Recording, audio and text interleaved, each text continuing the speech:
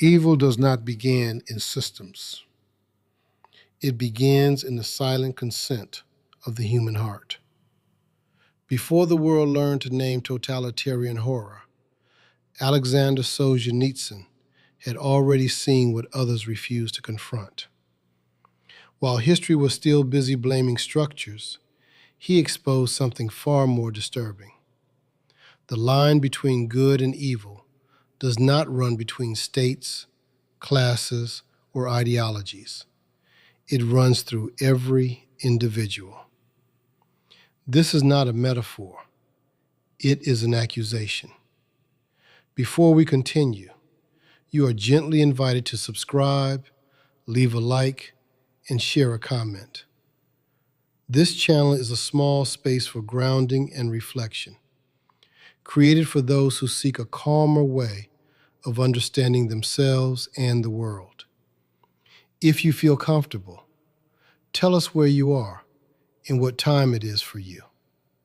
Your presence here matters, and your words help weave a quiet community across the distance.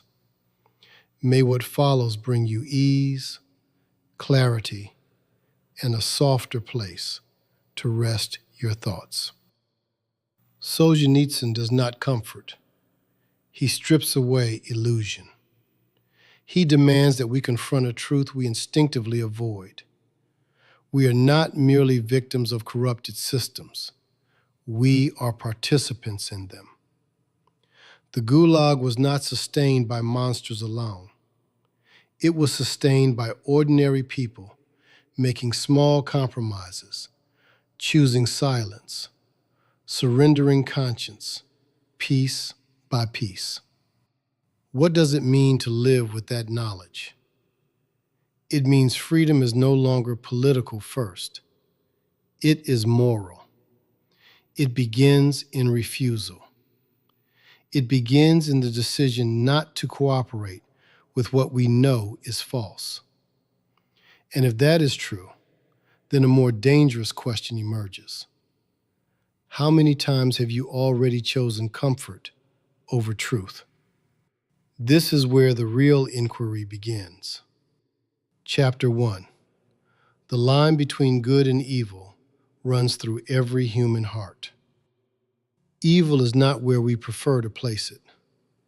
It is not confined to regimes, ideologies, or distant monsters. It lives closer. It breathes inside the same chest that claims innocence. And the moment we deny this, we step deeper into it. Before modern psychology tried to map human behavior, before political theory tried to categorize oppression, Aleksandr Solzhenitsyn had already seen something far more disturbing. While the world was still eager to divide humanity into villains and victims, he cut through that illusion. He revealed that the boundary between good and evil does not separate groups. It cuts through every individual, not symbolically, literally. First, evil is not a structural accident. It is a human capacity. This is the claim that most refuse to confront. We want evil to be external because that absolves us. But Solzhenitsyn forces a harsher truth. Systems do not create evil out of nothing.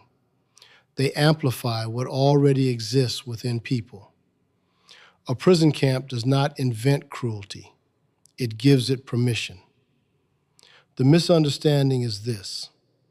People think that if the system changes, evil disappears.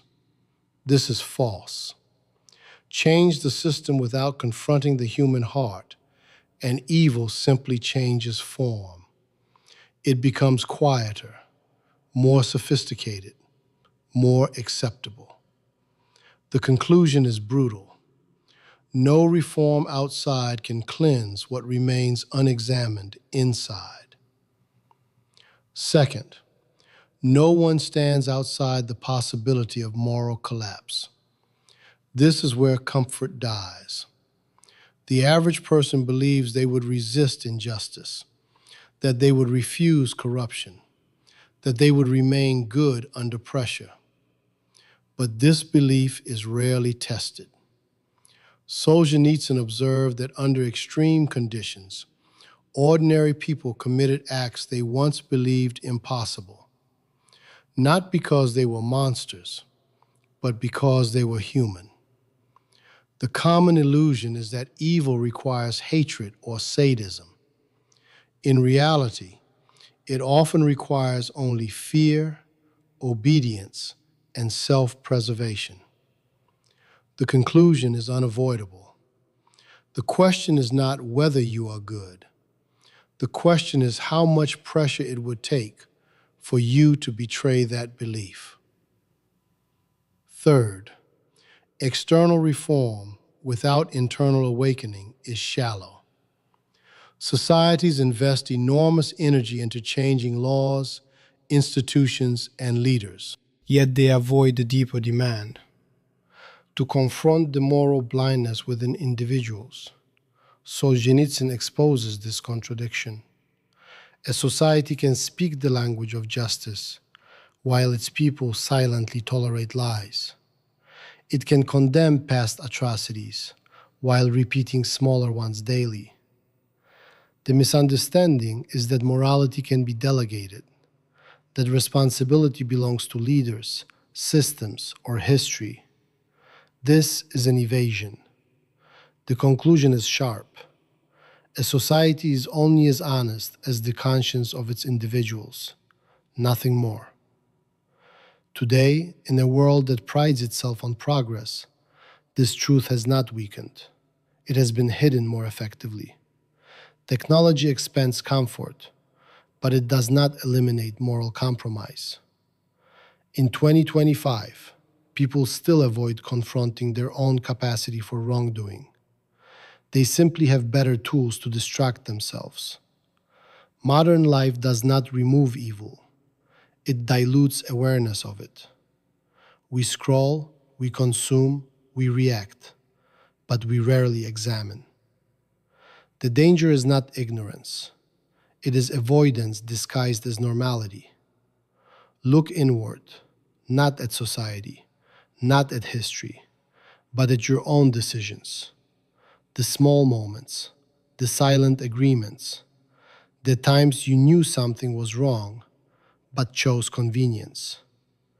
This is where the line actually moves, not in grand gestures, but in quiet concessions.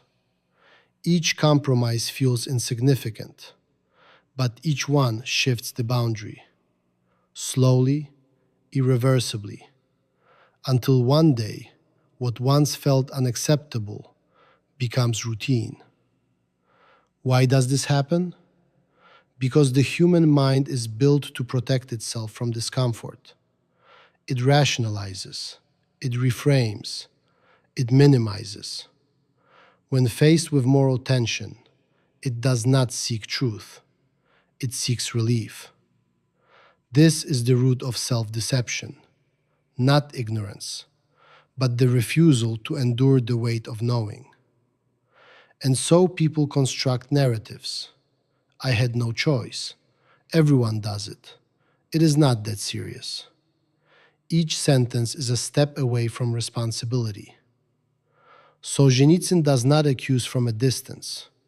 He speaks from experience. Through the suffering of the Gulag, he witnessed how fragile moral identity can be. Prisoners betrayed each other. Guards justified cruelty. Informants convinced themselves they were serving a greater good. The system was brutal, but the individuals within it made choices. Not all resisted. Not all collapsed. This is the crucial point. Circumstances influence, but they do not erase agency. Even in extreme conditions, the line still runs through the heart. Consider the figure of the prisoner who refuses to inform. He gains nothing. He risks everything. Yet he chooses silence over betrayal. Not because he is stronger in body, but because he refuses to cross that inner line. This figure is not heroic in the traditional sense. He is simply unwilling to lie to himself. And through him, we see the essence of moral resistance. It is not loud. It is not celebrated. It is internal. It is absolute. Now contrast this with the individual who compromises once, just once, to survive, to avoid pain, to gain advantage. The act seems small, almost justified, but something shifts, not outside, but inside. The next compromise becomes easier. The line moves. Gradually, the person adapts, not to truth, but to convenience. This is how corruption grows, not through dramatic decisions, but through accumulated surrender. Modern individuals often believe they are far removed from such extremes, but this is another illusion.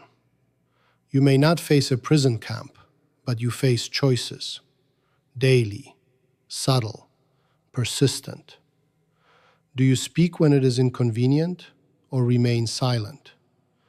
Do you confront dishonesty or tolerate it? Do you act according to your values or adjust them to fit the situation? These are not trivial questions. They are the exact points where the line shifts. The deeper psychological truth is this: humans fear isolation more than they fear wrongdoing. To stand against a group, to reject a norm, to refuse participation, requires a form of courage that most underestimate. It is easier to belong than to be right, easier to conform than to confront. And so people choose alignment over integrity, not because they are evil, but because they are afraid. But fear does not absolve responsibility, it reveals it. Solzhenitsyn forces a confrontation, not with history, but with the self. He strips away the comforting narrative that evil is distant. He demands that we look at our own capacity for compromise, not abstractly, but concretely. Where have you already crossed the line? Where have you justified what you knew was wrong? Where have you chosen silence over truth? These questions are not philosophical exercises. They are diagnostic tools. They expose the real condition of the individual, not what one claims to believe, but what one actually lives. The synthesis is clear. Evil is not an external force imposed on humanity. It is an internal potential expressed through choices. Systems can magnify it. Culture can normalize it. But its origin remains personal. Responsibility cannot be outsourced, not to authority, not to ideology, not to circumstance. And this leads to a final, unavoidable realization. Freedom is not the absence of constraint. It is the ability to choose truth over comfort, even when it costs. This is the only place where good and evil are decided. Not in theory, not in speech, but in action. And in that moment, when the choice becomes unavoidable, the line does not move somewhere else. It moves through you. Chapter 2: The slow corruption of the self through small compromises. Corruption does not begin with a fall. It begins with a permission, a quiet one, a barely noticeable one. And by the time it becomes visible, the self has already been reshaped beyond recognition. Before modern ethics try to frame morality as a system of rules, before society reduced wrongdoing to legal categories. Aleksandr Solzhenitsyn had already exposed a more dangerous process. While the world was obsessed with identifying great crimes, he focused on something far more subtle. He revealed that moral decay rarely starts with dramatic evil. It starts with small concessions, invisible, justifiable, repeated. The first truth is simple and uncomfortable. Degradation almost never begins with a major wrongdoing. People do not wake up and decide to betray everything they once believed. That is a myth. The real process is gradual. A slight silence here, a minor lie there, a decision to ignore rather than confront. Each act seems harmless in isolation. The misunderstanding is that only large actions define character. This is false. Character is shaped in the unnoticed moments. The conclusion is sharp. You do not become corrupt suddenly. You become it slowly, one tolerated compromise at a time. The second truth cuts deeper. People lose themselves through what appears to be harmless concessions. This is where self-deception becomes active. The mind reframes each compromise as necessary, reasonable, or temporary. I will just do this once. It is not a big deal. Everyone else is doing it. These are not excuses. They are mechanisms. They allow the individual to act against their own values without feeling the full weight of it. The misunderstanding is that intention protects integrity. It does not. Action does. The conclusion is unavoidable. Every time you act against what you know is right, you weaken your own capacity to recognize truth. The third truth is the most dangerous. Every betrayal of conscience creates distance from reality. Not external reality, but internal clarity. When a person ignores their moral intuition, something fractures. Not dramatically, but subtly. The next time becomes easier. Not because the action changes, but because perception does. The line is still there, but it becomes blurred. This is how normalization occurs, not through force, but through repetition. The misunderstanding is that awareness remains constant. It does not. It erodes. The conclusion is final. The more you betray your conscience, the less you are able to hear it. This pattern is not confined to extreme environments. It is embedded in ordinary life. In 2025, the mechanisms of compromise are more refined, not less. People are not forced into moral surrender. They are invited into it, gradually, through convenience, through comfort, through the desire to belong. The modern individual does not face overt coercion. They face constant opportunities to adjust their standards, to remain silent, to align with what is easier rather than what is true. Look at the internal process, not the external behavior. A person encounters a situation that conflicts with their values. There is tension. This tension demands resolution. But instead of confronting it, the mind seeks relief. It produces justification. It softens the perception of the act. It reframes the situation. And once the act is done, it reconstructs the narrative. This was necessary. This was harmless. This was not really wrong. This is not ignorance. This is active self-manipulation. Why does this matter? Because identity is not fixed. It is constructed through repeated choices. Each compromise is not just an action. It is a statement, a declaration of what you are willing to accept. Over time, these declarations accumulate. They redefine the self, not in theory, but in practice. You become what you tolerate in your own behavior. Solzhenitsyn observed this process with brutal clarity in the Gulag. Not everyone became a monster, but many became something quieter. They adapted, they adjusted, they justified. A prisoner who once valued honesty might agree to a small lie to gain favor. A guard who once hesitated might enforce a rule more harshly to avoid scrutiny. Each step seemed minor. Each step felt necessary. But each step moved them further from who they once were. Consider the figure of the silent observer.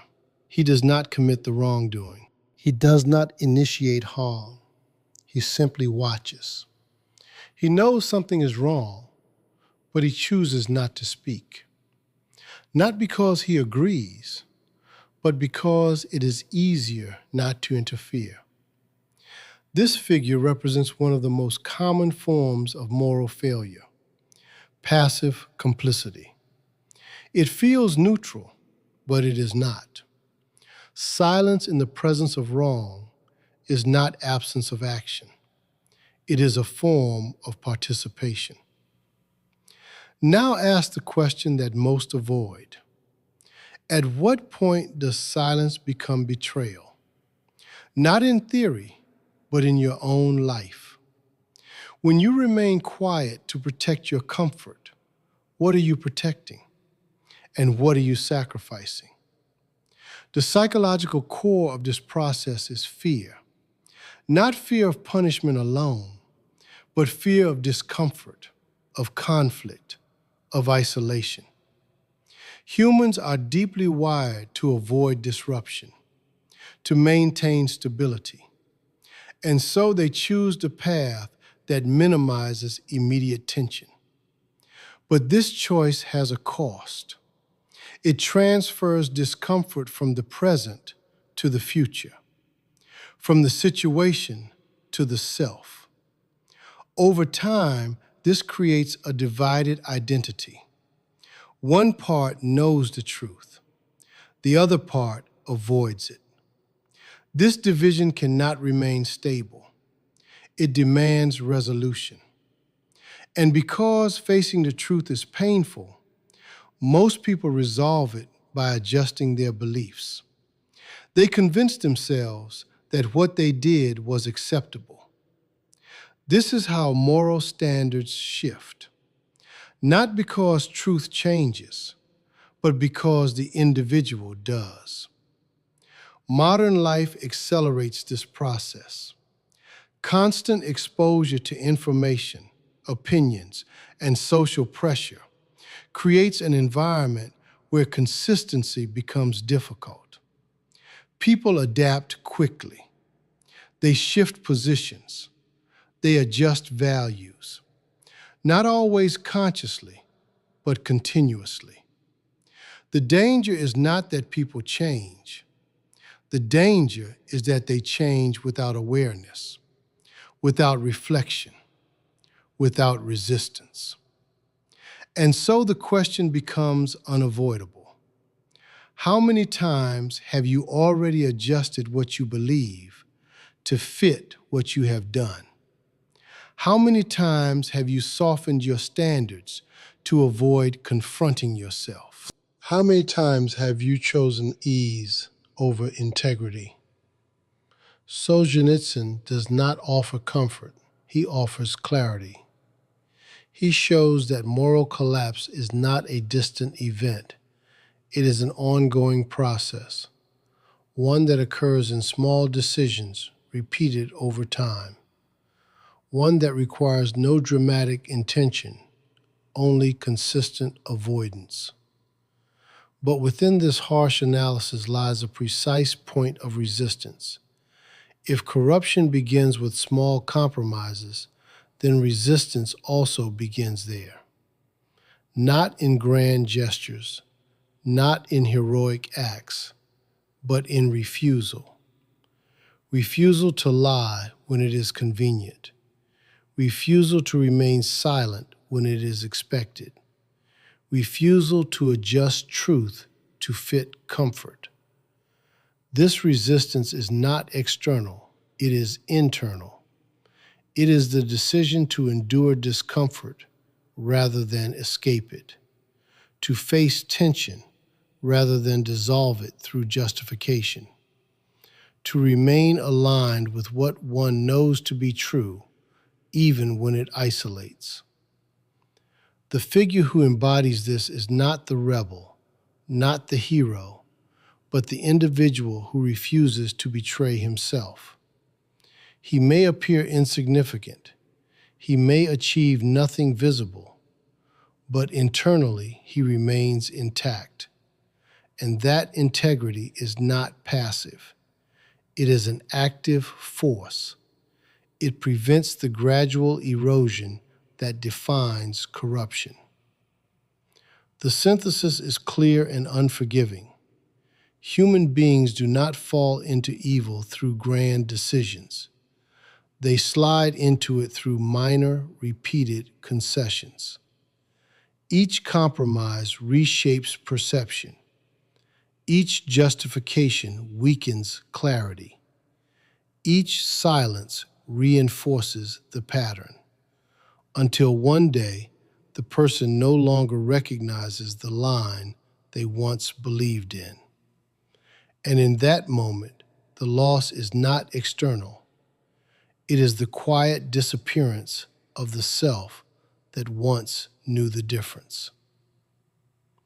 Chapter 3. To live without lies is the beginning of freedom. Freedom does not begin with rebellion. It begins with refusal. A refusal so quiet that no system can detect it, yet so absolute that no lie can survive it. Before political resistance was framed as collective action, before revolutions were romanticized as the birthplace of liberty, Aleksandr Solzhenitsyn had already identified a more radical starting point. While the world believed that freedom required overthrowing power, he saw something deeper. He saw that the foundation of all oppression is not force alone, but cooperation with falsehood.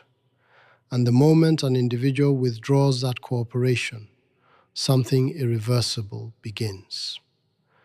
The first truth is direct.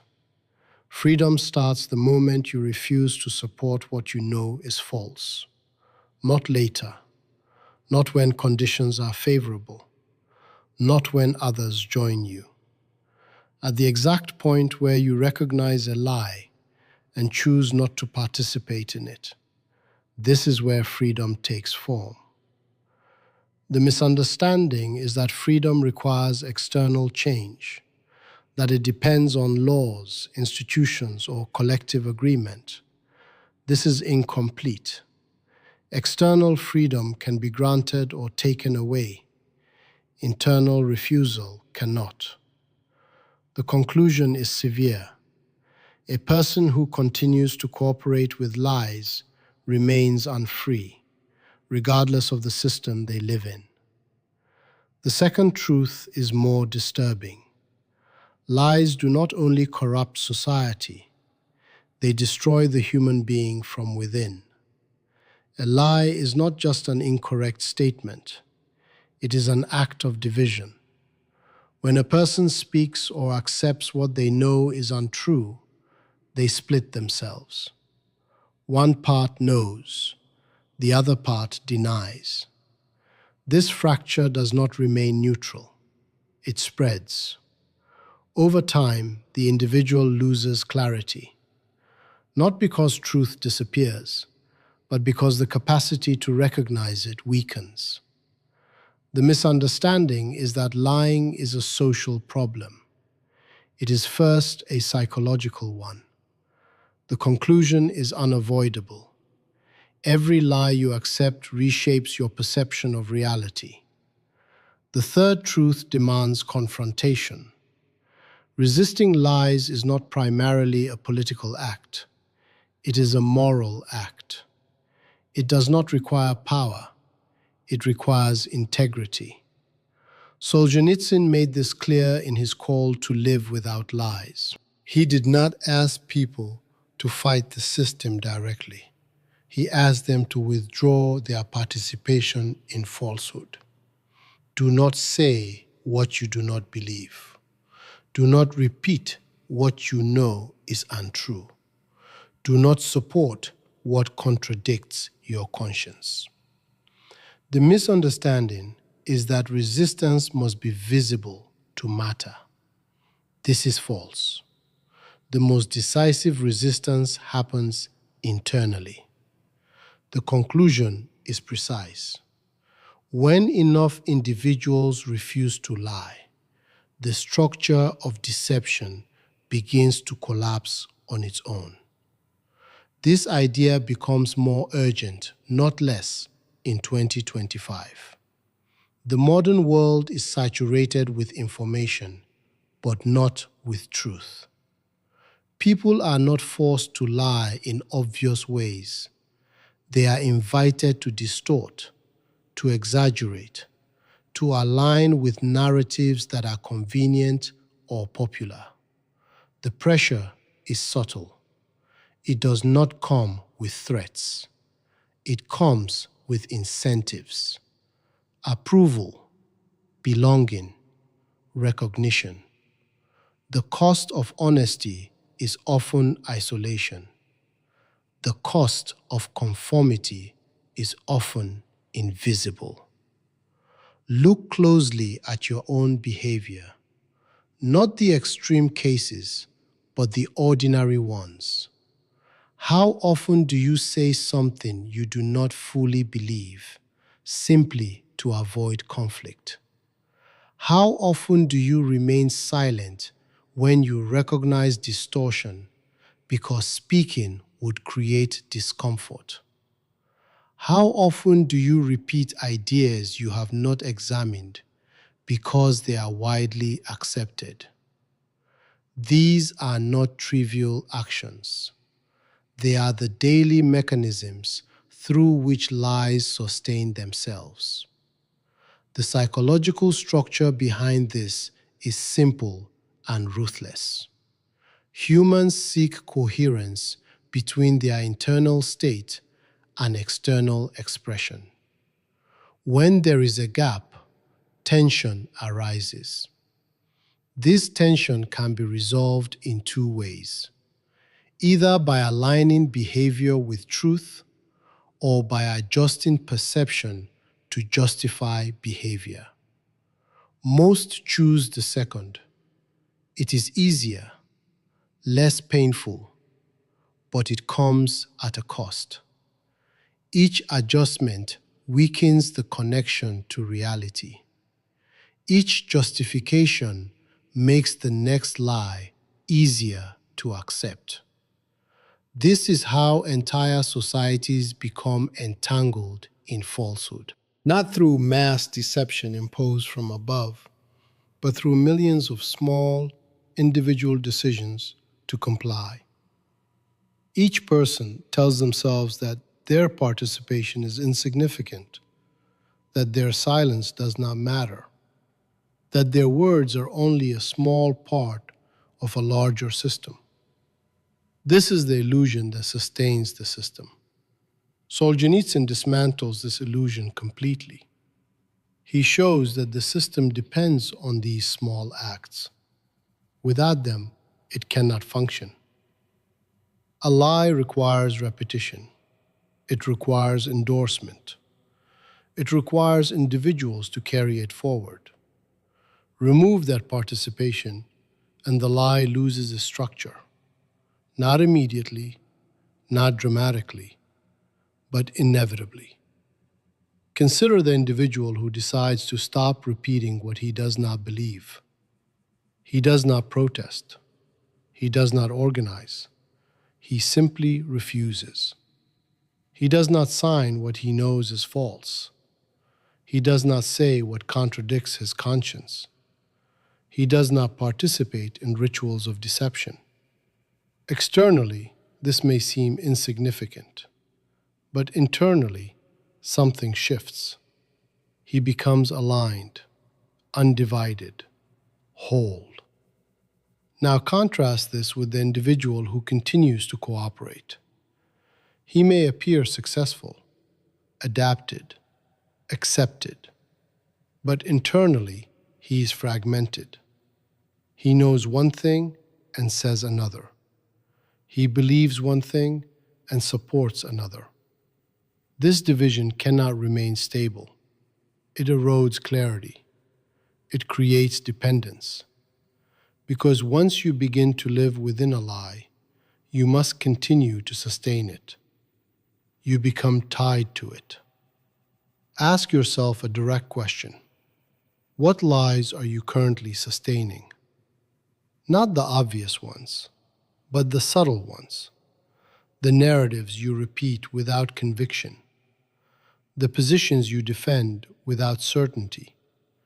The silence you maintain in the presence of distortion. These are the points where your freedom is negotiated. The deeper existential dimension of this is unavoidable.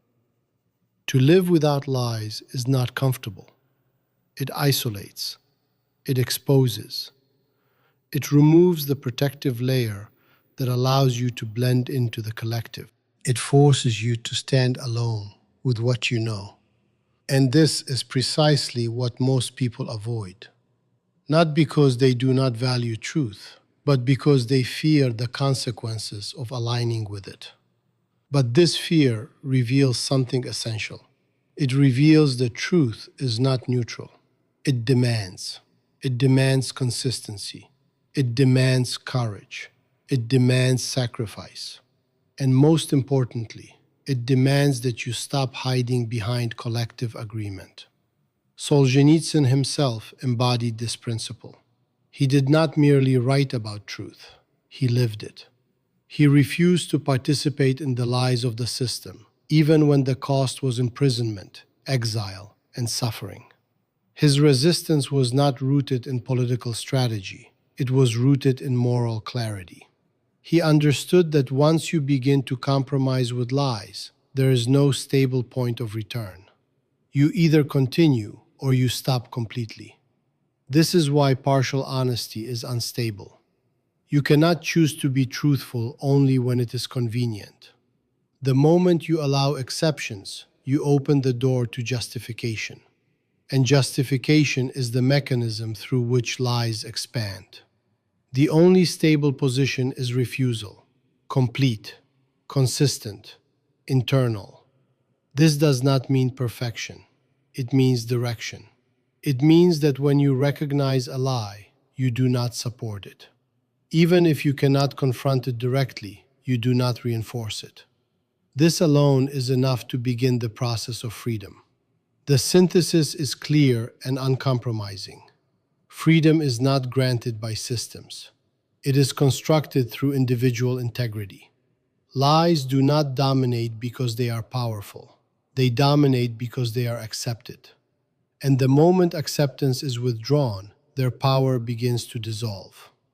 But this places the burden exactly where most people do not want it, on the individual, not on society, not on history, not on others, on you. And in that moment, when you recognize a lie and choose whether to support it or not, there is no neutrality left. Only the decision to remain divided or to become whole. Chapter 4. Small acts are enough to save a soul. Salvation does not arrive through grand gestures. It is built through refusal, through choices so small they appear insignificant, yet so precise they determine the direction of a life. Before moral philosophy tried to define virtue through systems of ideals, before society elevated heroism into something distant and unreachable, Aleksandr Solzhenitsyn had already seen a harsher truth. While the world waited for great figures to change history, he focused on something far more immediate. He revealed that dignity is not preserved in extraordinary moments. It is forged in ordinary decisions, repeated, quiet, unseen. The first truth strikes directly.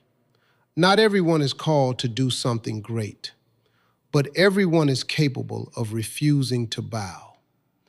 This is where moral strength actually begins. The misunderstanding is that value lies in scale, that only large actions matter. This belief paralyzes. It convinces individuals that unless they can change everything, their choices mean nothing. Solzhenitsyn dismantles this illusion. A person does not need to overthrow a system to resist it. He only needs to stop cooperating with what he knows is wrong. The conclusion is clear. The smallest act of refusal carries more moral weight than the grandest intention never acted upon. The second truth deepens the pressure. Courage is not an inherent trait. It is trained, not in moments of crisis, but in daily decisions. Each time you choose truth over comfort, you reinforce a pattern. Each time you avoid that choice, you weaken it. The misunderstanding is that courage appears when needed. It does not. It is accumulated, or it is absent.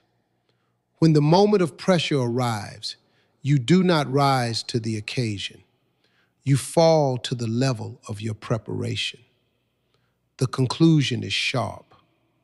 If you cannot act with integrity in small situations, you will not act with integrity in large ones. The third truth exposes the mechanism of change.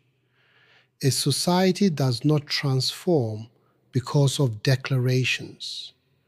It transforms when individuals stop participating in falsehood. This process is not visible at first. It does not create immediate results, but it accumulates. Each person who refuses to conform to what is wrong creates a point of resistance. These points multiply, and eventually, what once seemed stable begins to fracture.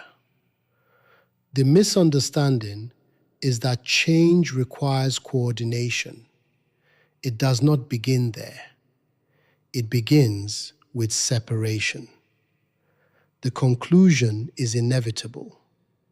A society shifts when enough individuals decide they will no longer cooperate with what they know is false. This principle becomes even more urgent in 2025.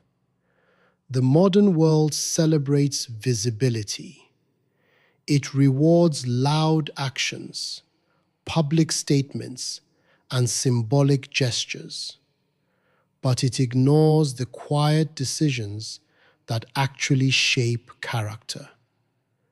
People believe that expression is equivalent to action, that stating a position is the same as living it.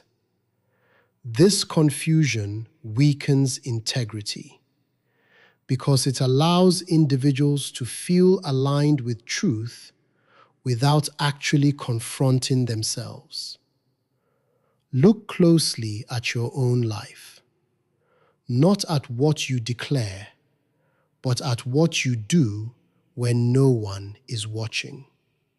Do you correct a lie when it is inconvenient, or do you let it pass? Do you resist pressure when it is subtle, or do you adjust to avoid discomfort? Do you maintain your standards when there is no reward, or do you lower them when no one will notice? These are not minor details. They are the exact points where dignity is either preserved or lost. The psychological structure behind this is relentless.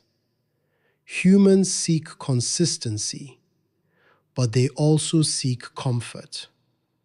When these two conflict, comfort often wins, not because it is stronger, but because it is immediate. Integrity requires endurance. It requires holding tension without resolving it through compromise. This is what makes it difficult. Not the action itself. but the internal resistance to discomfort. Each small decision becomes a test, not of ability, but of willingness. Are you willing to endure the discomfort of being out of alignment with others? Are you willing to stand alone in a minor moment? Are you willing to accept the cost of truth, even when the stakes seem trivial? Most people fail at this level, not because they lack intelligence or awareness, but because they underestimate the importance of small acts. They wait for a significant moment to prove themselves, but that moment never arrives in isolation. It is always preceded by countless smaller ones, and those smaller ones have already shaped the outcome. Solzhenitsyn understood this through lived experience. In the Gulag, survival often depended on choices that seemed insignificant: to share or to withhold, to speak or to remain silent, to betray or to endure. These decisions did not appear heroic. They were immediate, practical, but they carried moral weight, and over time, they defined the individual. Consider the figure of the prisoner who chooses not to take advantage of another, even when he could benefit. No one forces him to act differently. No one rewards him for restraint, yet he refuses. This act does not change the system. It does not alter the conditions, but it preserves something essential. It preserves his ability to see himself clearly. And that clarity is not abstract. It is the foundation of dignity. Now contrast this with the individual who justifies a small act of exploitation. He tells himself it is necessary, that the situation demands it, that survival requires flexibility. And in a sense, he is not entirely wrong, but something shifts. Not externally, but internally. The boundary moves. And once it moves, it becomes easier to move again. This is how degradation occurs, not through dramatic collapse, but through incremental adjustment. Each step feels justified. Each step feels temporary. But the direction remains consistent, away from integrity, toward convenience. The deeper existential reality is unavoidable. A human being is not defined by what he claims to value, but by what he repeatedly chooses. Values are not beliefs, they are actions. And actions are built from small decisions, not from abstract principles. Ask yourself a direct question. What are the smallest compromises you make daily? Not the obvious ones, but the subtle ones. The ones you barely notice. The ones you explain away. These are the foundations of your character, not your intentions, not your ideals, your behavior. Why do these small acts matter so much? Because they accumulate, not only in behavior, but in identity. Each decision reinforces a pattern, and patterns become automatic. Over time, you no longer choose consciously. You act according to what you have practiced. If you have practiced avoidance, you will avoid. If you have practiced honesty, you will speak. If you have practiced compromise, you will adjust. The future is not decided in a single moment. It is constructed through repetition. This is where responsibility becomes inescapable. You cannot wait for a different situation to become a different person. You are already becoming that person now, through what you allow, through what you resist, through what you ignore. Solzhenitsyn does not offer a path of comfort. He offers a path of precision. Pay attention to the smallest choices, because they are not small. They are the exact points where the self is formed. The synthesis is clear and uncompromising. Great moral strength is not the result of extraordinary events. It is the result of consistent alignment in ordinary moments. Each act of refusal strengthens integrity. Each act of compromise weakens it. And over time, these choices define not only the individual, but the society they inhabit. Because a society is nothing more than a collection of individuals making decisions. And when those decisions shift, even slightly, the structure begins to change. But this shift does not begin with others.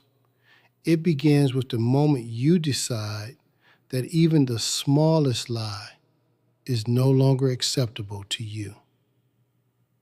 Chapter 5. The Gulag as a Laboratory of Organized Evil. Evil becomes most dangerous when it no longer feels like evil.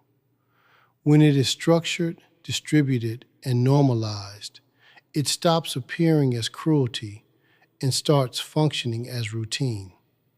Before political theory fully grasped the mechanics of systemic violence, before sociology attempted to explain how institutions shape behavior, Aleksandr Solzhenitsyn had already witnessed its purest form. While the world debated ideology, he observed reality. The Gulag was not chaos. It was order. Not madness, but design. And within that design, he discovered something far more unsettling than brutality. He discovered how ordinary people become instruments of organized harm without ever fully confronting what they are doing. The first truth is immediate. Evil grows when people no longer see the suffering of others, not because suffering disappears, but because perception is blocked. In the Gulag, prisoners were reduced to numbers, categories, functions. Guards did not deal with individuals, they dealt with units. This abstraction created distance, and distance weakened empathy. The misunderstanding is that cruelty requires hatred. It does not. It requires detachment. The conclusion is severe. The moment you stop seeing another person as fully human, you open the door to justifying anything. The second truth cuts deeper into structure. Language and bureaucracy numb the conscience. Words become tools of concealment. Violence is no longer described as violence. It is reframed as procedure, as necessity, as regulation. Orders replace decisions. Forms replace judgment. Responsibility becomes fragmented. No one feels fully accountable because no one acts alone. The misunderstanding is that moral responsibility is diluted when shared. It is not.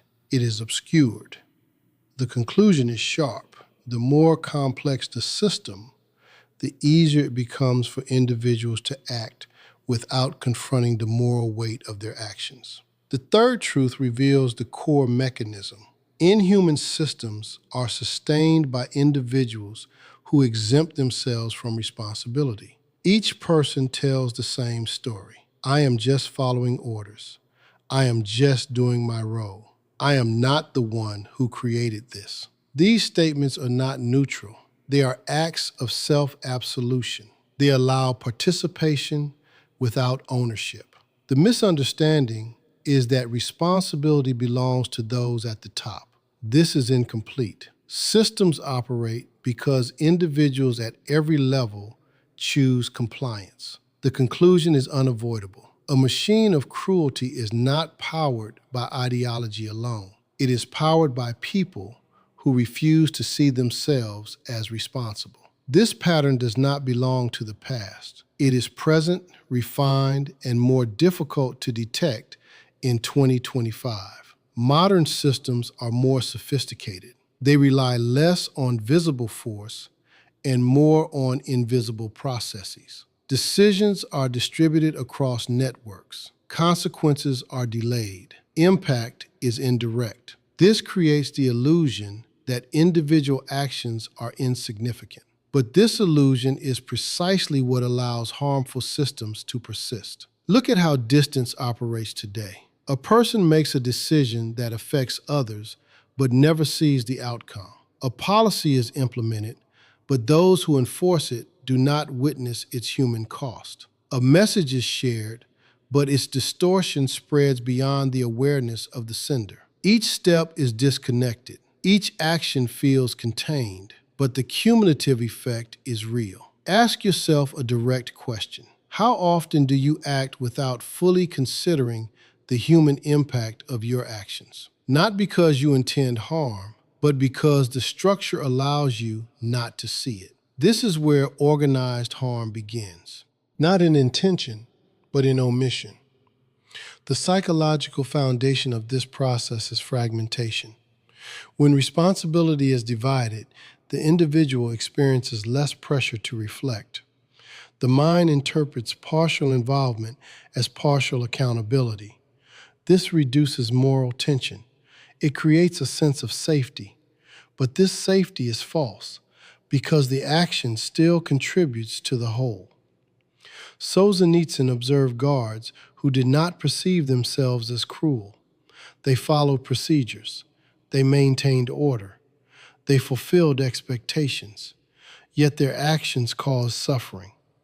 Not because they intended to, but because they did not question the structure they were part of. This is the danger.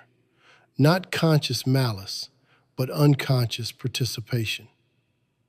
Consider the figure of the bureaucrat who processes documents that determine the fate of others. He does not see faces. He sees files. He does not hear voices.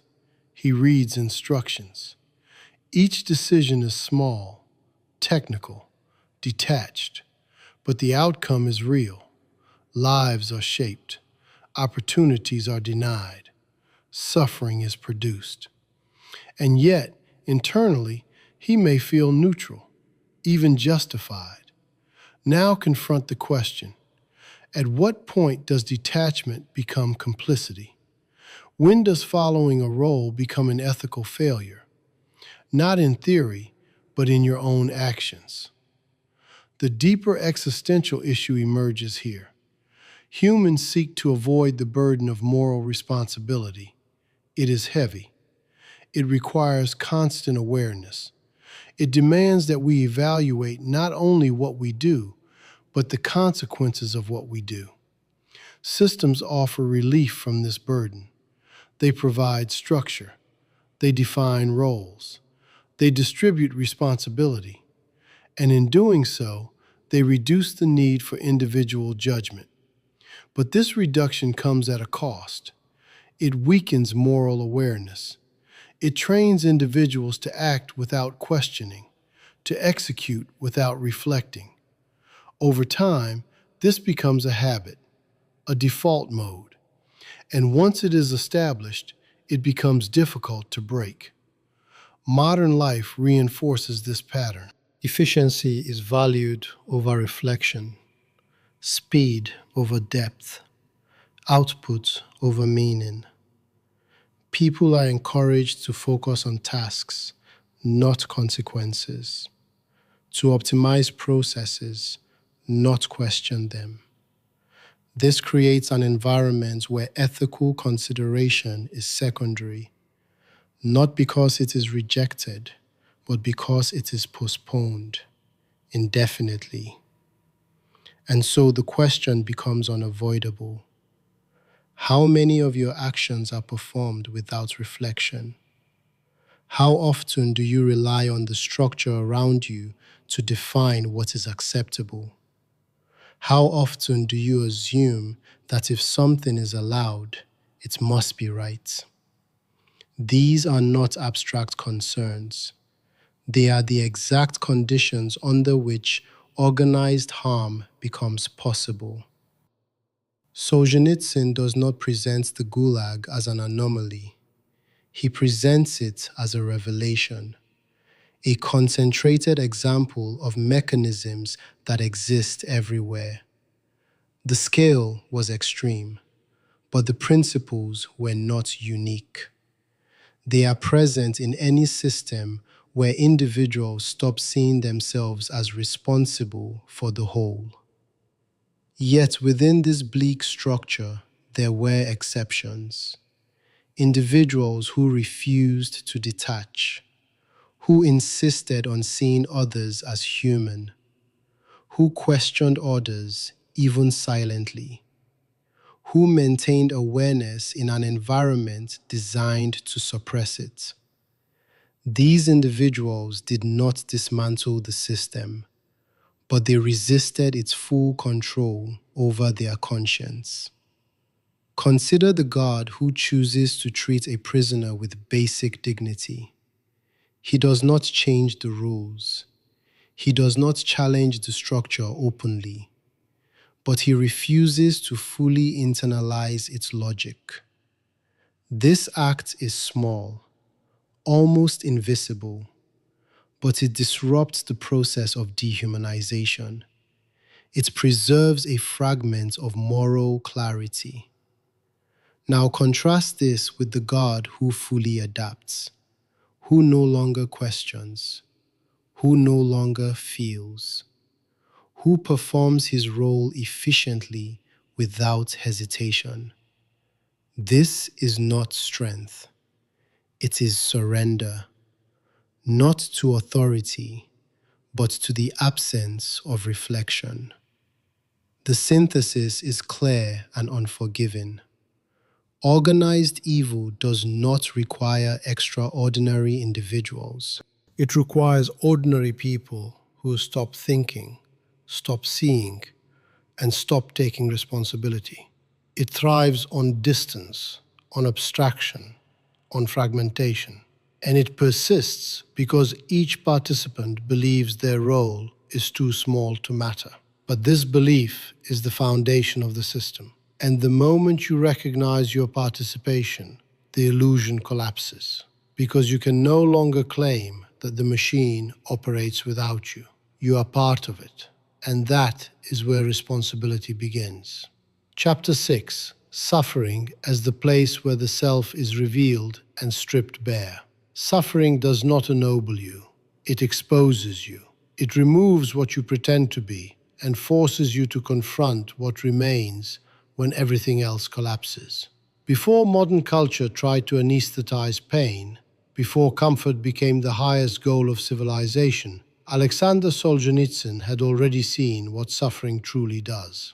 While the world sought to eliminate hardship, he entered its deepest form. In the Gulag, where everything external was stripped away, he discovered something that comfort can never reveal. Suffering does not create truth, it reveals it. The first truth is immediate and harsh. Suffering is not inherently noble. It does not automatically make a person better, wiser, or more moral. This is a dangerous illusion. Pain can degrade as easily as it can refine. It can produce bitterness, cruelty, and despair. The misunderstanding is that hardship guarantees growth. It does not. It only removes distractions. The conclusion is precise. Suffering does not change who you are. It shows who you have already become. The second truth cuts deeper. In loss, the human being is forced to confront what is essential. When comfort disappears, when security collapses, when external identity is stripped away, only a few things remain. Not status, not image, not validation. Only the core of the self, what you truly value, what you are willing to endure, what you refuse to betray.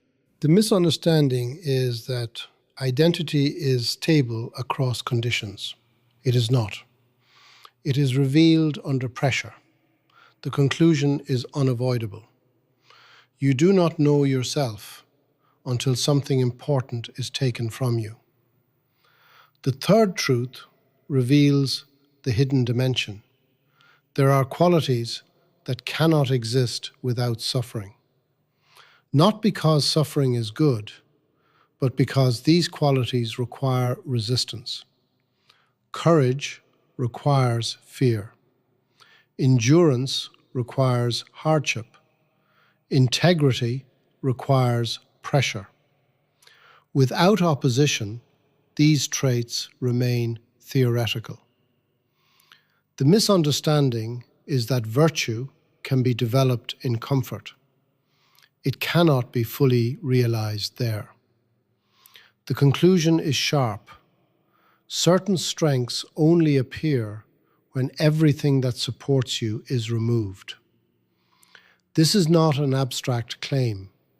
It is grounded in experience.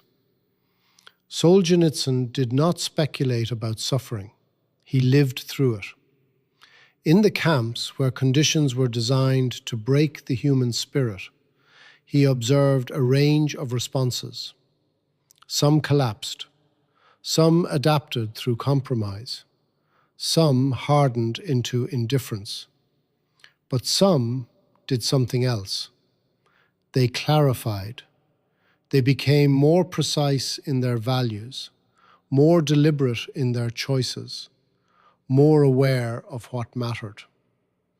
Consider the figure of the prisoner who has lost everything: freedom, comfort, safety, certainty.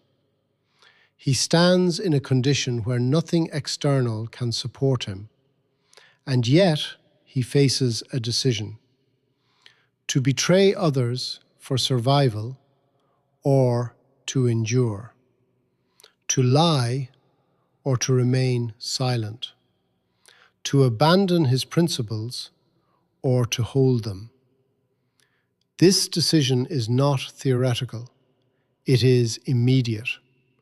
And in that moment, his identity is not constructed, it is revealed. Now confront the question: what would remain of you if everything external was taken away? Not your achievements, not your reputation, not your environment, only your choices, only your responses, only your willingness to endure without compromising what you claim to value. The psychological structure of suffering is direct. It removes buffers. It eliminates distance between action and consequence. In ordinary life, people can delay confrontation. They can avoid discomfort. They can distract themselves. Suffering collapses these options. It forces immediacy. It demands response. This is why many avoid it at all costs. Not only because it is painful, but because it is revealing.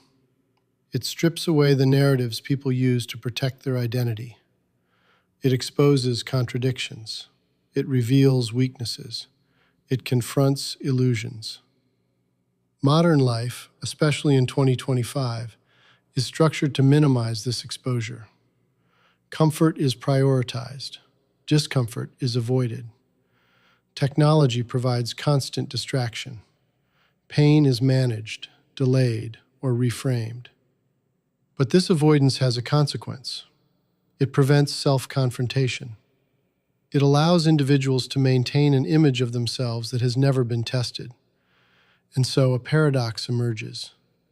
The more comfortable life becomes, the less people know who they are. Not because they lack depth, but because they lack pressure. Without pressure, there is no revelation. Without revelation, there is no clarity.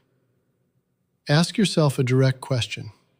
What truths about yourself have you avoided because facing them would be uncomfortable? What weaknesses remain hidden because you have never been forced to confront them? What values have you claimed but never tested? These questions are not optional. They define the gap between who you believe you are and who you actually are. Solzhenitsyn does not romanticize suffering. He does not suggest seeking it, but he insists on recognizing its function. It is not a gift. It is a condition. And within that condition, something becomes possible. Not guaranteed, but possible. Clarity. Consider the individual who, through loss, begins to see what truly matters. Relationships, truth, integrity, meaning. Not as abstract concepts, but as lived realities. This shift is not created by suffering. It is revealed through it. What was always important becomes visible because everything else has been removed. Now contrast this with the individual who resists this revelation, who clings to bitterness, who seeks to escape, who refuses to confront what suffering exposes. The same condition produces a different result, not because the suffering is different, but because the response is. This leads to the core realization. Suffering does not determine the outcome. Response does. The deeper existential dimension is unavoidable. To suffer is to be placed in a position where illusion becomes difficult to maintain. You are confronted with limits, with vulnerability, with the fragility of what you depend on. This confrontation can lead to despair, or it can lead to clarity, but it cannot be avoided once it begins. And this is where responsibility returns. Even in suffering, choice remains. Limited, constrained, but present. You may not choose the condition, but you choose your response. This is not a comforting idea. It is a demanding one, because it removes the final excuse. Even in the worst circumstances, there is still a decision to be made. Solzhenitsyn saw this clearly. He recognized that even in the camps, where external freedom was eliminated, internal freedom persisted. Not as a concept, but as a reality. The freedom to choose how to respond, to maintain dignity, to refuse certain actions, to hold on to truth. This is the final layer of suffering. It reveals not only who you are, but what you are willing to become under pressure. The synthesis is clear and unyielding. Suffering is not a path to virtue. It is a mirror. It reflects the state of the self without distortion. It removes what is unnecessary and leaves only what is essential. And in that exposure, the individual is forced to confront a single question. Not why this is happening, but who you are within it. And in that moment, when nothing external remains to define you, there is no place left to hide. Only the truth of what you choose to be. Chapter 7. Conscience is the final fortress of freedom. Freedom can be stripped from your body, but not from your conscience. And the moment you abandon that inner ground, no external liberty can save you. Before modern discourse reduced freedom to rights, laws, and political structures, before societies equated liberty with comfort and choice, Aleksandr Solzhenitsyn had already uncovered a deeper layer. While the world fought for external autonomy, he turned inward. He revealed that the last and most essential form of freedom is not granted by any system. It exists within the individual, and it survives even when everything else is taken. The first truth is absolute. A human being can lose almost everything and still retain the ability to choose how to respond. This is not theoretical, it is existential. In the most extreme conditions where movement is restricted, speech is controlled, and survival is uncertain, one element remains untouched: the capacity to decide one's stance toward reality. The misunderstanding is that freedom depends entirely on external conditions. This is incomplete. External freedom can be destroyed. Internal freedom persists until it is surrendered. The conclusion is sharp. You are not truly imprisoned until you abandon your ability to choose your response. The second truth cuts deeper into the structure of the self. Conscience is not a decorative moral idea. It is the foundation of human dignity. It is not something you consult occasionally. It is something that defines the integrity of your existence. When you act against it, you do not simply make a mistake. You fracture yourself. The misunderstanding is that conscience is flexible, something that can be adjusted to fit circumstances. It is not. You can ignore it, but you cannot erase its consequences. The conclusion is unavoidable. Every time you betray your conscience, you weaken the core of who you are. The third truth exposes a critical illusion. Moral decisions cannot be fully delegated to the collective or to authority. Systems can guide behavior, but they cannot replace individual judgment. Solzhenitsyn saw this clearly. In environments where obedience was demanded and conformity was enforced, individuals still faced choices, not large visible ones, but internal ones, to agree or to resist, to accept or to question. The misunderstanding is that responsibility dissolves within the group. It does not. It becomes hidden. The conclusion is severe. No authority can carry the moral weight of your decisions for you. This reality becomes even more obscured in 2025. Modern individuals are surrounded by structures that define acceptable behavior. Social norms, institutional rules, cultural expectations. These systems provide guidance, but they also create dependence. People begin to rely on external validation to determine what is right. They measure their actions against approval, not against conscience. This shift is subtle, but it is decisive. Look at your own decision-making. When you face a moral choice, what do you consult first? Your internal sense of truth or the reaction of others? Do you act based on what you know is right or based on what will be accepted? These questions are not abstract. They reveal the location of your authority. The psychological mechanism behind this is rooted in the need for belonging. Humans are social beings. They seek alignment. They fear isolation. And because of this, they often prioritize agreement over integrity. They adjust their positions to fit the group. They silence their doubts. They suppress their conscience. Not because they are unaware, but because they are unwilling to bear the cost of standing apart. But this cost is precisely what defines freedom. To follow conscience is not easy. It creates tension. It disrupts harmony. It isolates. But it also preserves something that cannot be regained once lost. Internal coherence. The alignment between what you know and what you do. Solzhenitsyn witnessed individuals who were stripped of everything external, yet remained internally free.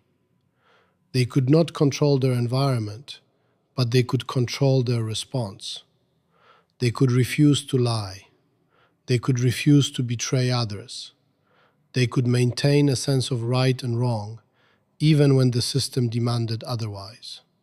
These individuals did not escape suffering, but they did not lose themselves within it. Consider the figure of the prisoner who refuses to denounce another, even under threat. He knows the consequences. He understands the cost. Yet he refuses. Not because he expects reward, but because crossing that line would destroy something within him. This is the function of conscience. It sets boundaries that are not negotiable. Now contrast this with the individual who justifies his actions through obedience. He tells himself that he has no choice, that he is following orders, that responsibility lies elsewhere. This narrative provides temporary relief. It removes the immediate burden of decision, but it creates a deeper problem. It disconnects the individual from his own moral center. Over time, this disconnection becomes normal, and once it becomes normal, it becomes dangerous. Ask yourself a direct question. At what point do you stop listening to your conscience? Not in extreme situations, but in everyday life. When it is inconvenient, when it creates conflict, when it isolates you. These are the moments where the decision is made. The deeper existential truth emerges here. Conscience is not just a guide, it is a demand.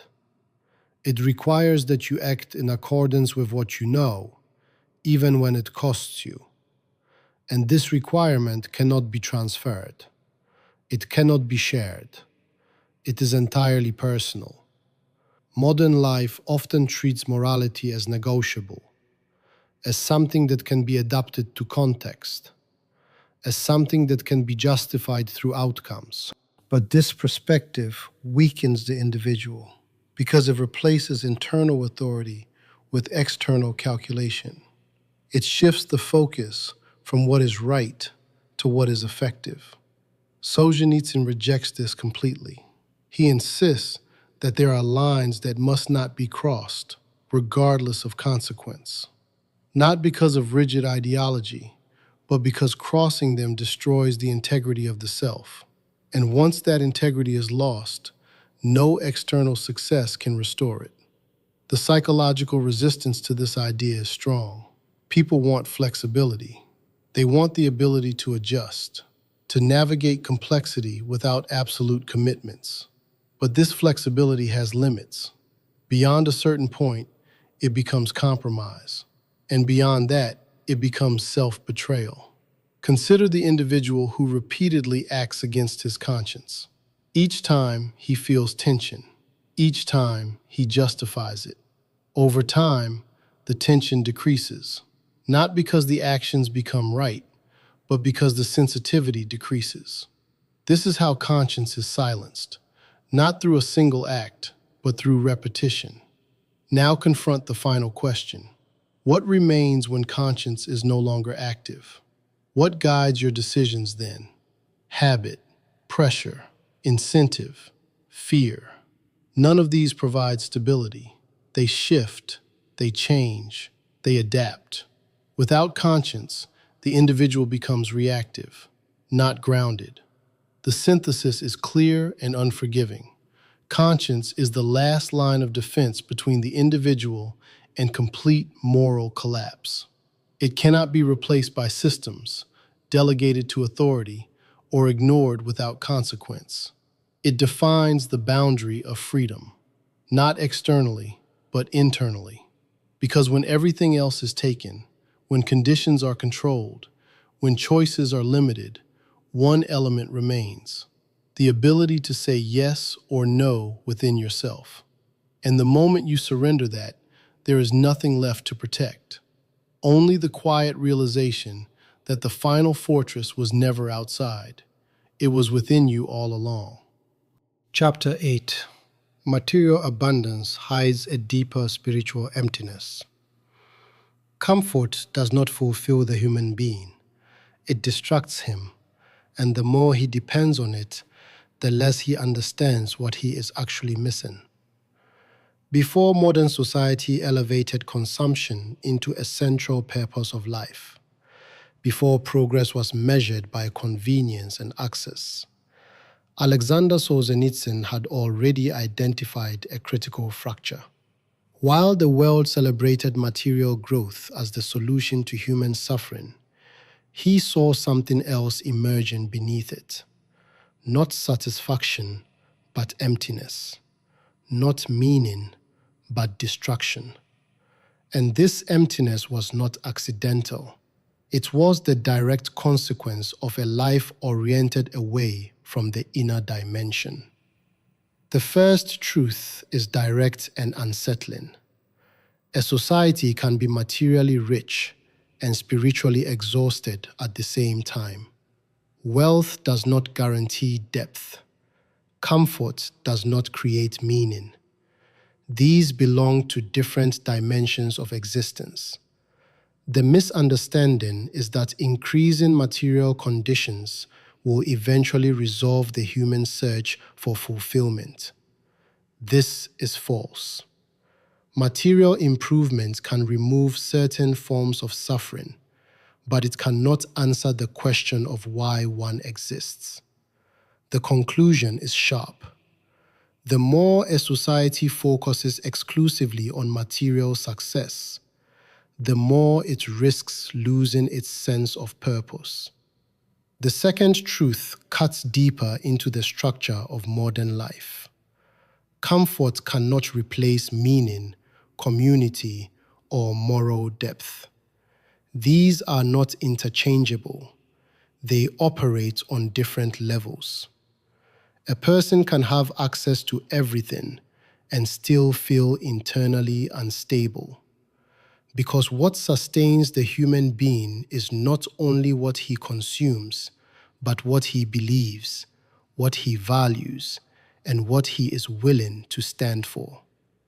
The misunderstanding is that satisfaction is a function of accumulation. It is not. It is a function of alignment. The conclusion is unavoidable.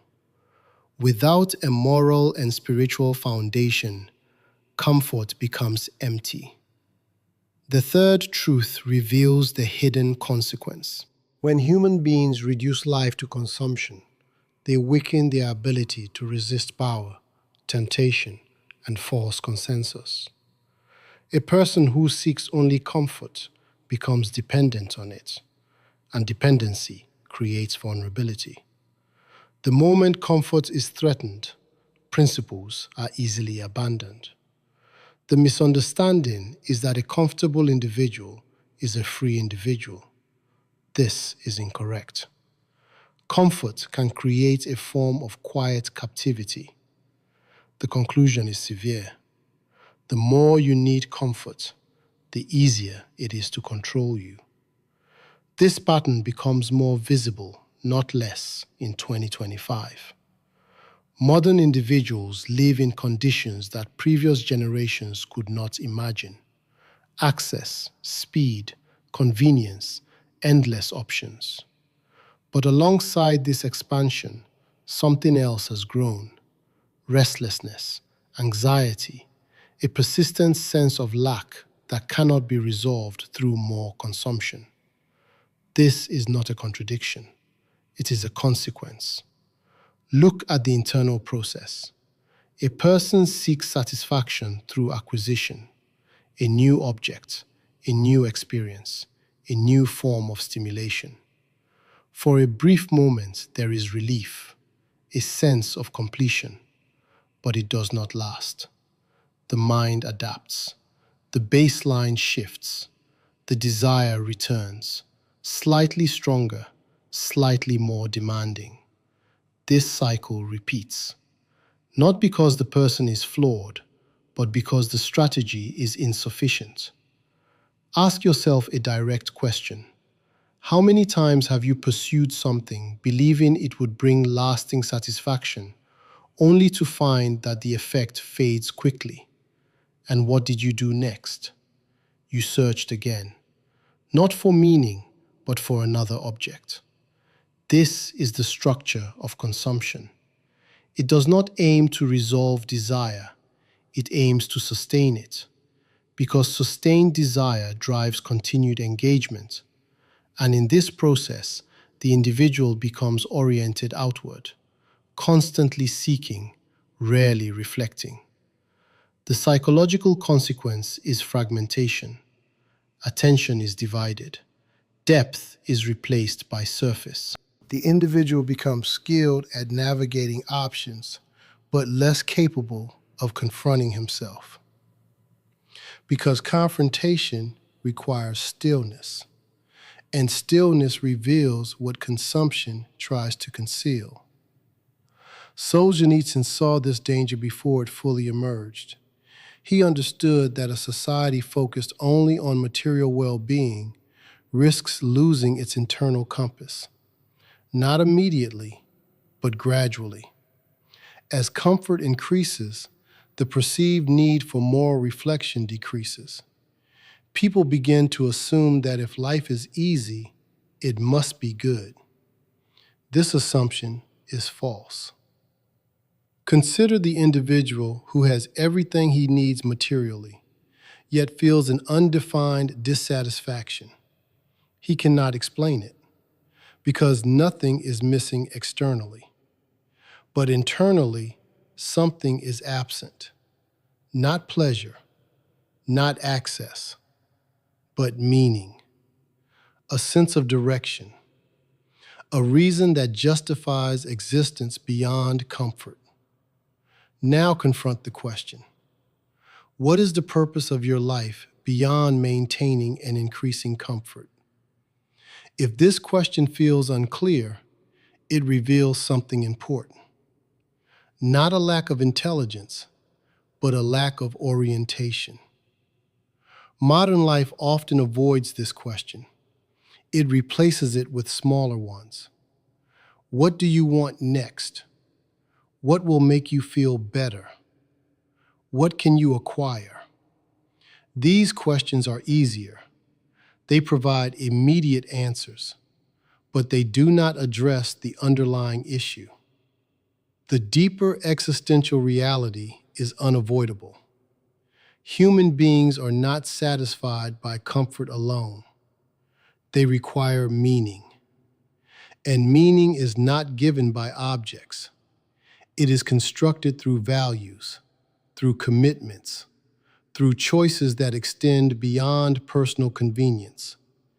This is where moral depth becomes essential. Without it, the individual becomes reactive, driven by desire, guided by external signals, dependent on conditions. But with it, something changes. The person becomes anchored, not because life becomes easier, but because it becomes directed. Solzhenitsyn emphasizes that spiritual life is not optional. It is foundational. Not in a religious sense alone, but in the sense of inner orientation. What do you stand for? What do you refuse? What do you consider worth enduring for? These questions define the structure of meaning. Consider the figure of the individual who lives simply but with clarity. He may not possess much, but he knows what matters. His decisions are not driven by impulse, but by principle. He does not depend on constant stimulation. He is not easily swayed by external pressure. This is not limitation, it is strength. Now contrast this with the individual who has access to everything but stands for nothing. He moves from one desire to another, from one distraction to the next. He adapts constantly but without direction. He is flexible but not grounded. This is not freedom, it is drift. Ask yourself another question. If all sources of distraction were removed, what would remain? Not your possessions, not your activities, but your thoughts, your sense of purpose, your understanding of yourself. Would that be enough to sustain you? This is the test that modern life avoids. Because it is uncomfortable, it exposes the gap between external abundance and internal clarity. The synthesis is clear and uncompromising. Material progress does not eliminate existential questions. It intensifies them. Because once basic needs are met, the absence of meaning becomes more visible. And if this absence is not addressed, It leads to a form of quiet despair. Comfort cannot answer the question of why you exist. It can only delay it. And the longer it is delayed, the more difficult it becomes to confront. Until one day, surrounded by everything you once believed would satisfy you, you are forced to face the truth. Nothing external was ever enough. And the emptiness you avoided was waiting for you all along. Chapter 9. Collective repentance is the only path to healing history. A society that refuses to confront its past does not escape it. It carries it forward, distorted, denied, and repeated in new forms. Before modern nations learn to rewrite their histories into comfortable narratives, before political discourse turned memory into a tool of convenience, Aleksandr Solzhenitsyn had already issued a warning. While the world focused on progress and future possibilities, he turned backward, not out of nostalgia, but out of necessity. He understood that the past does not disappear.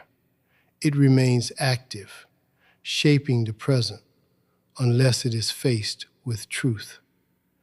The first truth is uncompromising. A nation that avoids its past cannot build a healthy future. This is not a moral preference. It is a structural reality. When injustice is ignored, when crimes are minimized, when responsibility is blurred, the foundation of the present becomes unstable.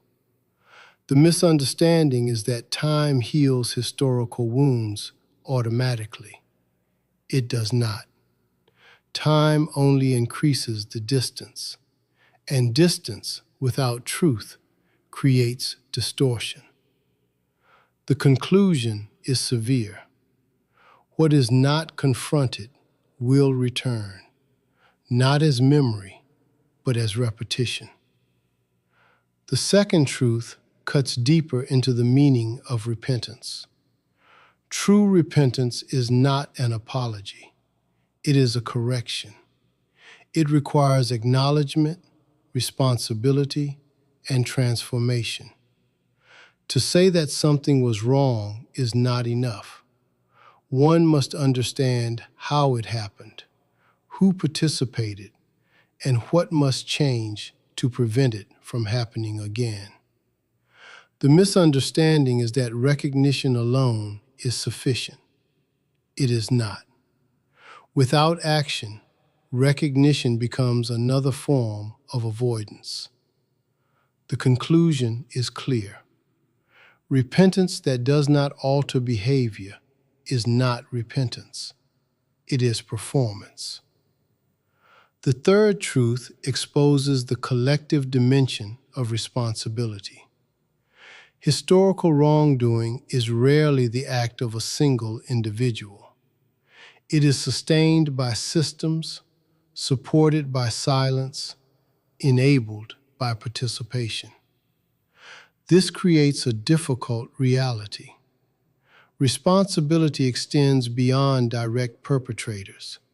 It touches those who allowed, ignored, or benefited from the system.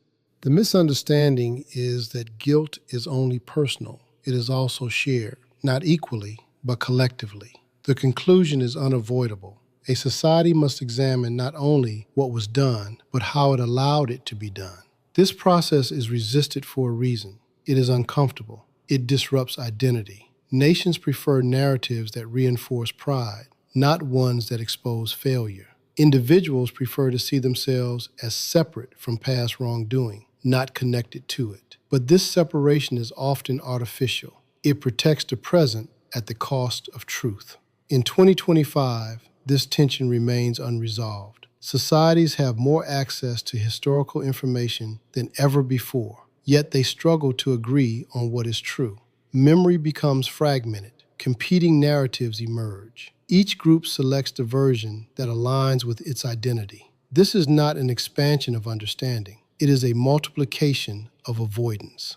Look at how history is often treated. Certain events are emphasized, others minimized. Some figures are elevated, others ignored. Language is adjusted to soften reality. Responsibility is redistributed to reduce discomfort. This is not neutral interpretation. It is selective memory. Ask yourself a direct question. When you think about the past of your own society, what do you focus on? Achievements or failures? Pride or responsibility? And more importantly, what do you avoid? The psychological structure behind this avoidance is protection. To confront the past honestly is to risk destabilizing the present. It challenges identity. It introduces complexity. It forces individuals to acknowledge that the systems they belong to are not purely just. This creates tension, and most people seek to reduce tension, not increase it. But this reduction has a cost. It prevents healing, because healing requires truth. Not partial truth, not adjusted truth, but full recognition. Without this, the wound remains, hidden but active. Solzhenitsyn understood that memory is not only about the past, it is about responsibility in the present. To remember correctly is to resist repetition. To forget or distort is to prepare the ground for it to happen again. Consider the figure of a society that openly acknowledges its past crimes. It does not justify them. It does not minimize them. It studies them. It teaches them. It integrates them into its understanding of itself. This process is painful. It challenges pride, but it creates clarity. It establishes a foundation where future actions are guided by awareness, not ignorance. Now contrast this with a society that avoids this process. It reinterprets events to reduce guilt. It shifts focus away from uncomfortable truths. It constructs narratives that maintain a sense of moral superiority. This may preserve stability in the short term, but it creates fragility because the unresolved past continues to influence behavior. The deeper existential dimension emerges here. To confront the past is to confront the capacity for wrongdoing within the human condition itself, not as something distant, but as something inherent. This is what makes it difficult. It is not only about history, it is about identity. Ask yourself another question. If you had lived in a different time, under different conditions, are you certain you would have acted differently? Or is this certainty based on the comfort of distance? This question removes illusion. It replaces judgment with reflection. It shifts the focus from condemning others to understanding the conditions that allow wrongdoing to occur. Solzhenitsyn does not allow easy answers. He does not separate himself from the system he criticizes. He includes himself. He recognizes that the line between good and evil runs through every individual, and therefore through every society. This recognition is the foundation of true repentance. Not external accusation, but internal acknowledgement. Not distancing, but inclusion. Not superiority, but responsibility. The process of healing history requires three elements: truth, justice, and courage. Truth to see clearly. Justice to correct what can be corrected. Courage to face what cannot be undone. Without these, reconciliation becomes superficial. It creates the appearance of resolution without its substance. Modern societies often attempt to bypass this process. They focus on moving forward without fully looking back. They prioritize stability over confrontation. But this approach is unstable because what is unresolved does not disappear. It adapts. It reemerges. Look at recurring patterns. Discrimination that changes form but not structure. Power that shifts but maintains the same logic. Injustice that reappears under different names. These are not coincidences. They are the result of incomplete understanding. The synthesis is clear and demanding. A society cannot separate itself from its past. It can only choose how to relate to it, through denial, through distortion, or through truth. Only one of these leads to healing. Because healing is not the removal of pain, it is the integration of it into understanding. And this integration requires a willingness to see without defense, to remember without distortion, to accept responsibility without escape. And in that moment, when a society finally stops turning away from its own history, something changes. Not the past, but the way it lives within the present. And that is where healing either begins or fails completely.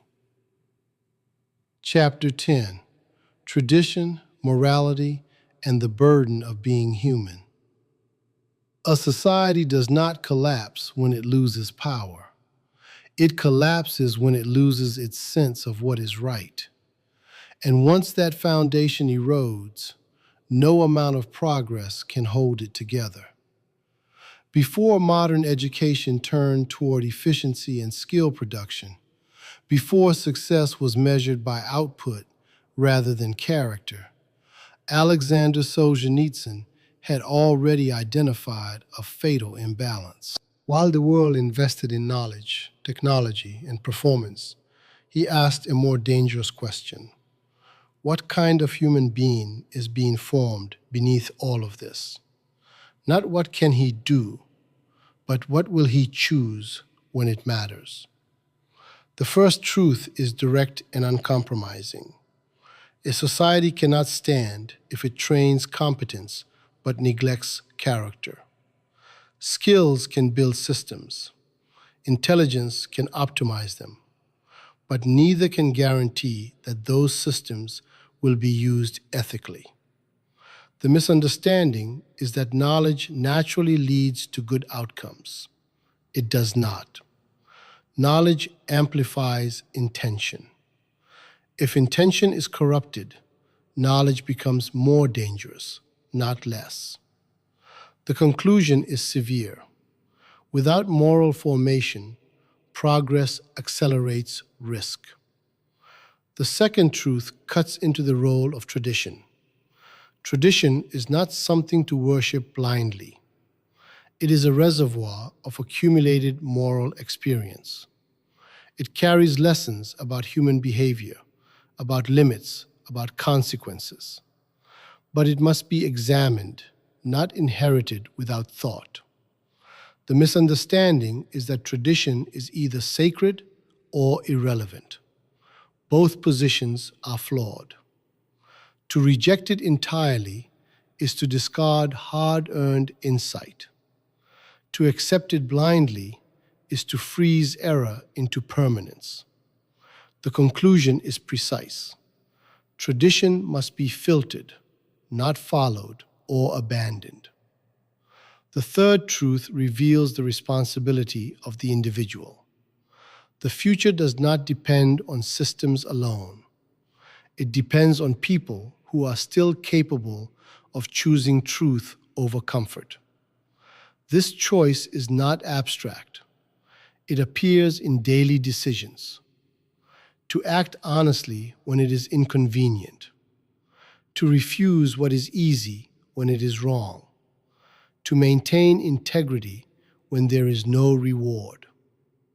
The misunderstanding is that responsibility lies with institutions. It does not begin there.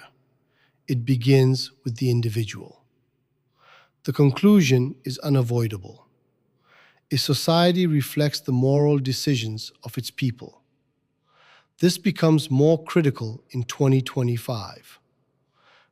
Modern education produces individuals who are highly capable, but often directionless. They know how to operate systems, but not how to question them. They can solve problems, but not define what is worth solving. This creates a gap between ability and meaning, between action and purpose. Look at how success is defined: achievement, recognition, accumulation. These are measurable. They can be quantified. But character cannot be measured in the same way. And because of this, it is often neglected, not intentionally, but structurally. Systems reward what they can track, and what cannot be tracked becomes secondary. Ask yourself a direct question: what has shaped you more deeply? The skills you have learned or the values you have tested? And which of these will determine your actions when you face a moral decision? The psychological structure behind this imbalance is subtle. Humans respond to incentives. When a system rewards performance over integrity, individuals adapt. They prioritize what is recognized. They optimize behavior to achieve visible success. Over time, this becomes internalized. The external measure becomes the internal standard. But this creates fragility, because external measures shift. What is rewarded today may not be rewarded tomorrow. Without an internal anchor, the individual becomes reactive, adjusting constantly, but without direction. Solzhenitsyn emphasizes that moral education is not optional. It is foundational, not as a set of rules, but as a process of forming judgment. The ability to distinguish between what is right and what is convenient, what is true and what is acceptable. This ability cannot be automated. It cannot be outsourced. It must be developed.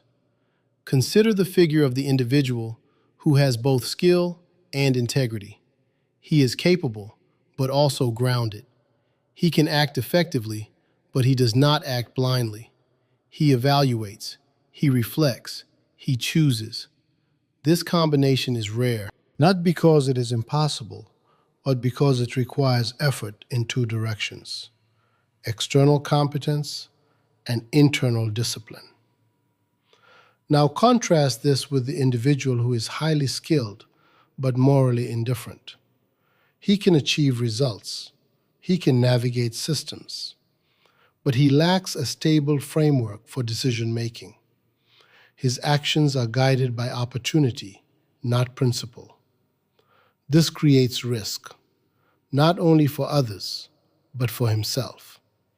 Because without a clear standard, he becomes dependent on external signals. Ask another question. When you make decisions, what guides you more strongly? Your understanding of what is right, or your assessment of what will benefit you? This distinction defines the direction of your life. The deeper existential reality is unavoidable. To be human is to carry responsibility, not only for actions, but for the principles behind them. This responsibility cannot be removed. It can only be ignored. And ignoring it does not eliminate it. It delays its consequences. Tradition, when properly understood, offers guidance here, not as authority, but as reference.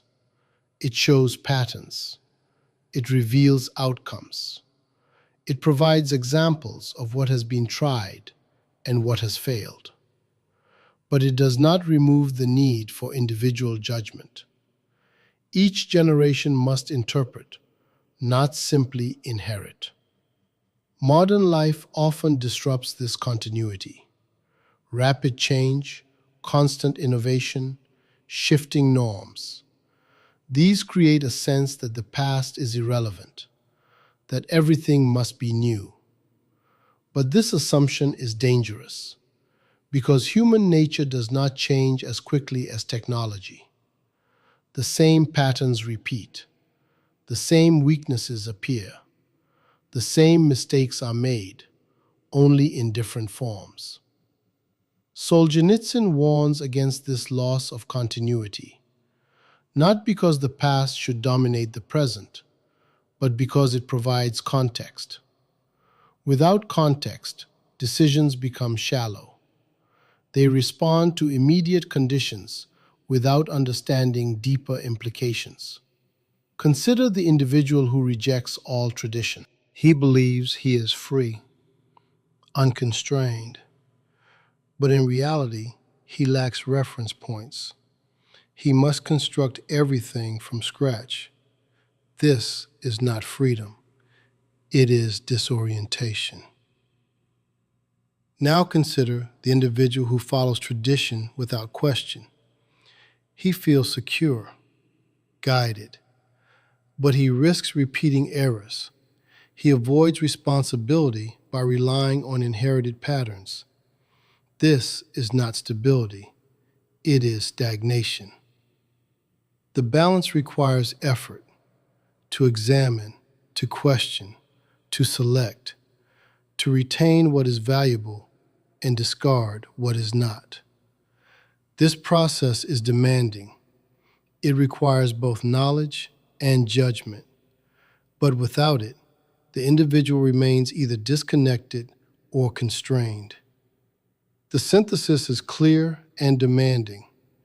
A society depends on individuals who are not only capable, but conscious, who do not merely act, but understand why they act, who do not simply follow, but evaluate, who do not choose comfort over truth. Because in the end, no system can guarantee moral outcomes. No structure can replace individual responsibility.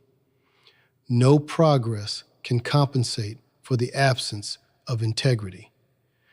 And when the moment arrives where a decision must be made, where the path is unclear, where the cost is real, everything returns to a single point.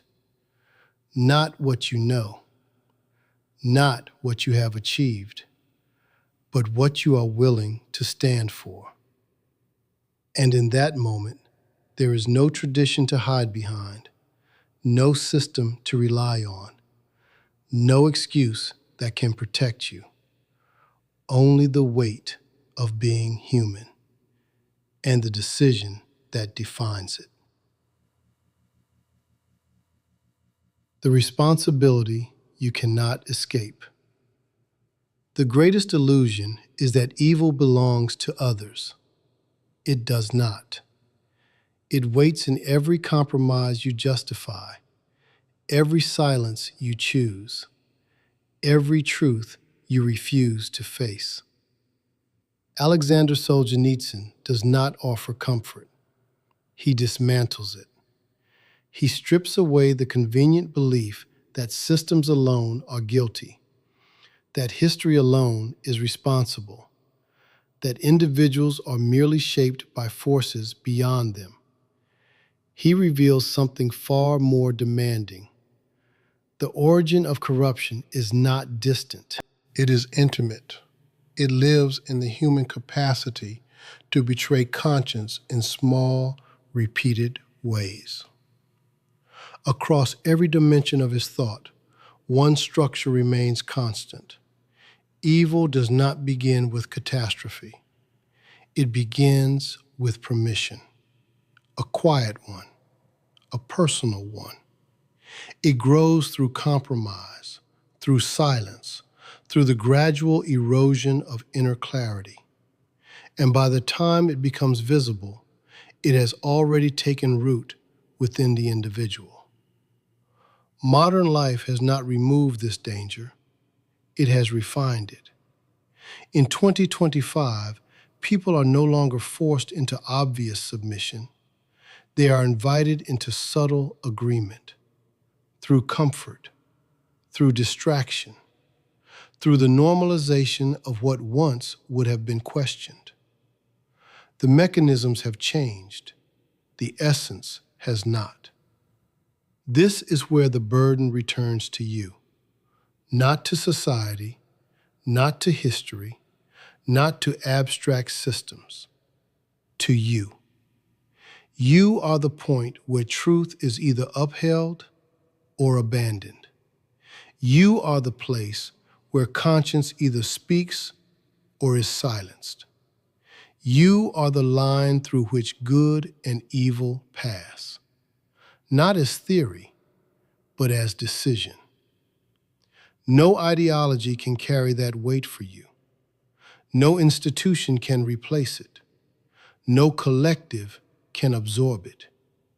Every attempt to transfer responsibility is itself part of the problem. The path forward is not grand, it is precise. Do not lie. Do not cooperate with what you know is false. Do not betray your conscience for comfort. Do not wait for a larger moment to act with integrity. It does not exist. Only the present decision exists. This is not a promise of ease. It is a demand for clarity. Because in the end, the question is not whether the world is just. It is whether you will remain truthful within it. And at the moment you are forced to choose, when no excuse remains and no illusion can protect you, you will not be judged by what you believed, but by what you allowed yourself to become.